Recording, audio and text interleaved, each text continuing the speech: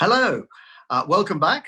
For those who haven't seen this before, my name is Justin Urquhart Stewart, and thank you very much for watching. I'm just going to give you a few minutes of my views as to currently what's going on and what we should be trying to do with our money in these rather tiresome times, to say the least.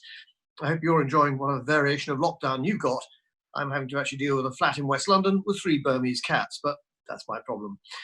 More important issues, what do we do now? Well, not so much in terms of cats, how about traps? Bear traps.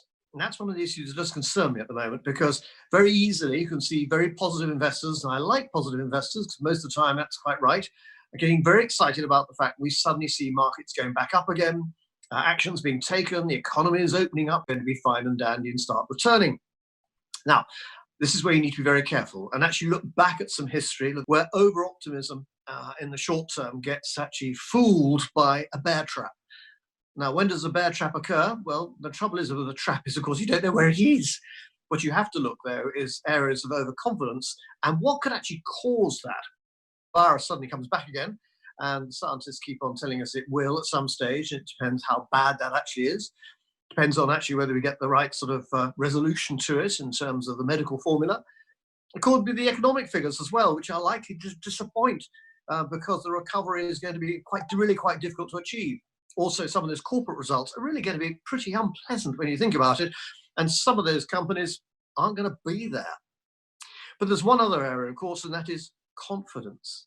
Investment is all about our confidence, us going out and spending stuff, us actually investing, then encouraging companies to invest.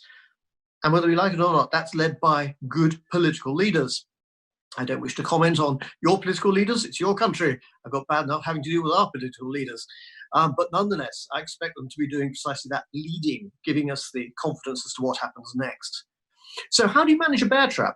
Well, the answer is you still look for good value businesses to be investing in. And if you do suddenly find a trap suddenly occurring and suddenly things suddenly do drop dramatically, you take advantage of that. And you take advantage of that by, it's an old line, making sure you've got some cash available. And so at moments like this, it's always important to make sure you've got some. Even our dear friend, the Sage of Omaha, God bless him, dear old Mr. Buffett, actually has found himself with significant losses he's had to incur over the time. But these will be no doubt short-term issues, but he's prepared to make the decision to sell out of airlines and to be able to take something on the nose. He'll be prepared for bear traps because we've seen it in the past, where he's took advantage, even during the banking crisis, of being offered very good investment opportunities by having that cash available. So I would urge us all to have, albeit some. Does that mean we don't invest in the meantime, when we just sit there rather frightened, shaking and biting our nails? No. What it means is we still keep a lookout for very good businesses. So what's a good business? It's not necessarily by sector. Have a look at those businesses which have got good balance sheets, i.e. not an awful lot of borrowing. Yes, of course, borrowing's cheap, I know that, but ones that are generating cash, good old-fashioned cash. Those are the ones that are going to be paying boring things like dividends. But also they're going to be strong enough to actually see their way through. And those businesses will be the ones which will be quite often seeing themselves as relatively dull, but surviving in these rather nervous markets. Now, some of these are really quite unloved at the moment. In fact, most of the market's unloved apart from quite a lot of technology. But it'll be things such as the food suppliers. You're going to be needing that. The power suppliers in that. And even, dare I say, automobiles.